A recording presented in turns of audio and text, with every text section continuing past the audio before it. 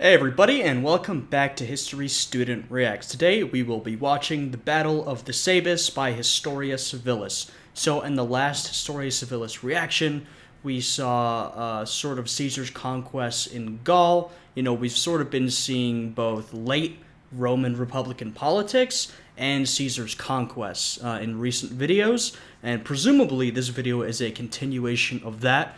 We're sort of seeing Caesar fight against the Belgae, who were a Gallic tribe, and we're also seeing increased Roman domination of Gaul as the Romans start to sort of dig in, settle in, and establish control over the region. So, yeah, I'm excited to jump into this one, see the continuation of that story, so let's get right into it. In the year 57 BCE, Julius Caesar was in the first phase of his 9-year campaign against the Gallic peoples. He had had some early success against some of the initial resistance, and managed to march his army far enough north to finally come into contact with the Belgae. 9 years, by the way, and we're already seeing some pretty effective conquest from Caesar, and we're already seeing, as I mentioned, the Romans sort of dig their heels in and establish a base of operations in Gaul. So we're pretty early into the process, and you can kind of already see where it's going, and the Gauls can see that too, which is why many of them are resisting. Whom he called the bravest of all the Gauls. His first encounter with these people happened when he and his army were encamped on a large hilltop. After hearing about Caesar's victories to the south, an agreement had been reached among the Belgae tribes to put aside their differences and meet this new threat as one. Unannounced, a huge Belgae army... Another note, I don't actually know if this is the case, maybe someone can let me know in the comments, but the name, the Belgae, or he pronounces it Belgae, tribe, and their location on the map, I would sort of assume that the modern nation of Belgium may draw its name from that root, from the Belgae tribe, since they're sort of in the same location. I don't know if that's true. Like I said, maybe someone can let me know, but that's sort of something I picked up on there. Descended on his position. The two sides sent their cavalry forward for some light skirmishes, but the main forces kept their distance. Caesar, not wanting to abandon his strong position, deployed for battle way up on the hillside. The Belgae deployed at the bottom, just on the other side of a small swamp. These were good defensive positions, and both sides knew it. The two armies would start to get into a pattern, where they would both deploy and just stare at each other all day. This went on for a while. The Belgae came with enough food to last for a handful of days, but this was quickly turning into a siege. The tribes held a late-night meeting, and I wonder how long Caesar could withhold that, because obviously he's in enemy territory, so, you'd be worried about communication and supply lines, but he has sort of set up a base of operations and established a bit of Roman control, so perhaps he has pretty solid supply lines, I'm not sure. But, you'd definitely still be concerned about that in this situation. Put the matter to a vote. In the end, they decided to go home and resupply, but vowed to return if Caesar took any aggressive action. This is much easier said than done. But what an incredible turn of luck for Caesar. The next day, the Belgae army just melted away in front of him. Yeah, well, and I mentioned this in the last video as well. When you have this sort of coalition of tribes that's been built, it's often very hard to keep them together versus the Romans, who are a unified force, in this case under, Caesar, the singular figure of Caesar. Whereas the Belgae, they can come together, but they have different leaders, and they often squabble over what exactly to do, and it's much easier just to split apart and defend your home territory. It's a lot harder, as Historia Civilis is saying, to come together and proactively fight the enemy. Whereas, the Romans are unified, they're under Caesar, and that's what he's there to do. He's there to conquer. So there's definitely sort of a mismatch there in discipline and the unity of both forces. After a couple of days, Caesar set off after the largest and most formidable tribe, the Nervii. The Nervii had been the chief opponents of breaking up the Belgae coalition. After some negotiations, they convinced many like-minded tribes to stick together and form a new, smaller army, totaling around 75,000 men. They knew that Caesar would be coming after them, so they took their time choosing a good battlefield. They settled on an area intersected by a river called the Sabis, which was only about 3 feet deep and was nestled between two small hills. One hill opened up onto a wide open plain, and the other turned into a dense forest. The Belgae army crossed the river, slipped into the forest, concealed themselves, and waited. Caesar had with him somewhere between 30 and 40,000 men, split into 8 legions. So once again, Caesar is pretty vastly outnumbered. Not quite 2 to 1, but close.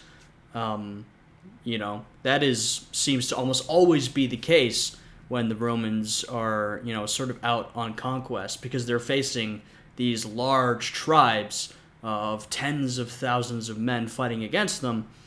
But, the Romans always had superior discipline and training. That's what always put them ahead. I've said this before, but, you want to put 2 infantry forces against each other, a Roman infantry force and any other equivalent force at the time. I would always put my money on the Roman infantry force, because they were trained to hold their ground and push, and they were very good at that, even if greatly outnumbered. He suspected that the crossing of the river Sabis may be contested, so he made his approach with caution. He set up a screen of cavalry and skirmishers to both scout ahead and act as a shield for the main force. He then had his most experienced legions drop their extra baggage and move up to the front, while his 2 rookie legions picked up the extra weight and stayed back, advancing with the baggage train. When the Romans arrived at the river, they didn't see any Belgae. Caesar decided that this hill protected by a river on one side was a good enough defensive position, so he had his men start to encamp for the night. The cavalry and skirmishers crossed to the other side of the river to scout ahead, as the infantry started fortifying the hill. Remember, the Belgae were already out there, silently watching from the tree line. When the Roman scouts got close, a signal was given and the Belgae attacked all at once, catching the Romans completely unaware. The cavalry and skirmishers immediately retreated across the river, desperately signaling to the main Roman army that they were under attack. So, Caesar sort of caught off guard a little bit, but he had the foresight to send this advanced formation instead of sending his main force, which is smart because, if he'd sent his main force of infantry just to wait across the river and they'd been hit with a surprise attack, that would have been extremely bad. Could have devastated the army. But, because he sent this, scouting force ahead, it probably won't be nearly as bad. The Roman infantry were all split up and busy setting up the camp for the night. Some were digging trenches, some were setting up tents, some were gathering firewood. Okay, still perhaps a little unprepared. Before Caesar even had time to sound his trumpets, his legion commanders were running around grabbing soldiers from random units and throwing them into ad hoc lines of battle. In no time at all, the Romans went from total disarray to having a disorganized but workable defensive line. By the time everybody was in position, the battle had already begun on the Roman right flank.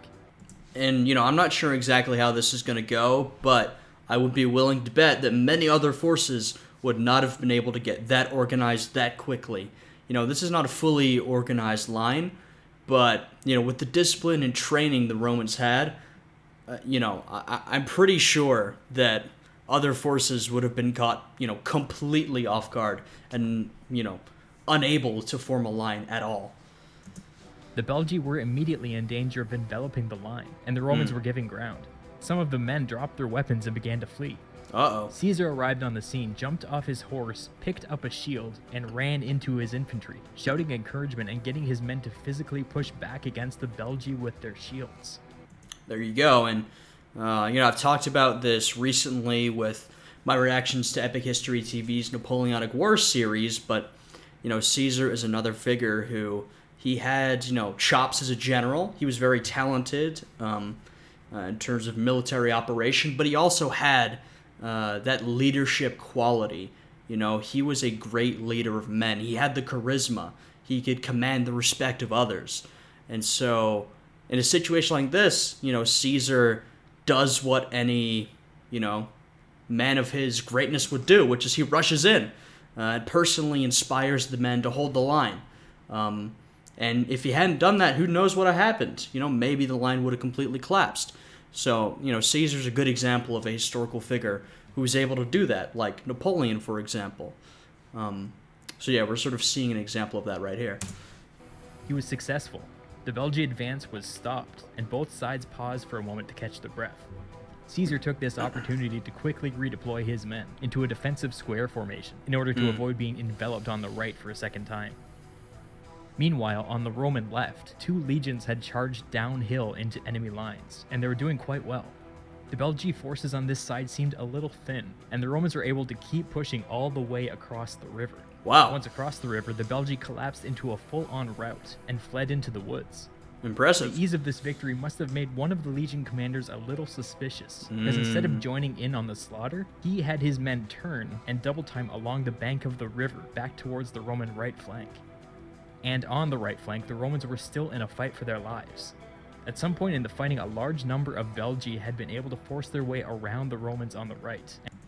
Okay, so perhaps that route on the left flank may have been some sort of feigned retreat, planned to distract and pull away Roman troops from the main fight. Or, maybe it wasn't, maybe it was completely unplanned. But if that Roman commander didn't have that foresight, if he wasn't thinking clearly, he may not have had the mental clarity in order to bring his troops back around and help the main force, whether the Belgae had planned it like that or not. And had started to make their way up the hill towards the Roman baggage train. Right. Imagine the surprise of these 2 rookie legions when this huge Belgae raiding party crested the hill and charged. Meanwhile, that legion from the Roman left finally made it all the way to the Roman right, and discovered that the right was in danger of being totally overwhelmed. Despite being completely exhausted, this legion entered the battle for a second time, and charged the Belgae rear. Respect. The Belgae made a heroic last stand, but the writing was on the wall. Eventually, they were all killed. And speaking of heroism, the 2 rookie legions had now officially entered the battle. After the Belgae charged, the fighting got absolutely ferocious. The Roman defensive lines broke down pretty quickly, and the whole thing turned into a giant free-for-all. It got so bad that slaves and civilians from the baggage train grabbed weapons and joined the fight. Jeez. The Roman skirmishers and cavalry, who had barely escaped with their lives at the beginning of the battle, noticed what was happening and ran back to help. It was a long, bloody fight, but the rookies held their own, and eventually these last remaining Belgae surrendered to them. Hey, like I said, if I had to put money on a sort of line-to-line, one-to-one fight, it would always go on the Romans. And, they're doing me right here. They're showing not only, a decent amount of discipline in a sort of surprise attack, but also, ferocity, bravery, and they've managed to pull out a W here in a situation that may have looked pretty desperate. We don't know how many Romans were killed, but it was probably a lot. 4 of Caesar's 8 legions had been overrun at some point in the battle. In one anecdote, we're told that the 2 legions on the Roman right lost almost every one of their centurions. Wow. This explains why some of the men broke and ran. With this resounding victory over the Belgae, the first phase of Caesar's conquest of Gaul came to a close. Years of bloody campaigning remained, but this was the most extreme the fighting got until the Battle of Alesia, many years later, when the Gauls would make a valiant last stand against their new occupiers.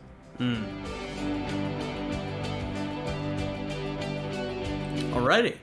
Well, that was a good video. It was a bit of a shorter one, but some of them are. We get to see sort of the continuation of Caesar's conquests in Gaul. I know that looking at the next videos, we're getting both a continuation of Caesar's Gallic conquest, and we're getting some more late Republican politics, which I'm excited for because that's sort of my favorite part of Roman history. So yeah, I had a good time with this one. If you guys did, please leave a like, subscribe to the channel, check out the Patreon. I hope you'll tune in for the next video. I hope you guys are all having a good day today, and I will see you again next time. Goodbye.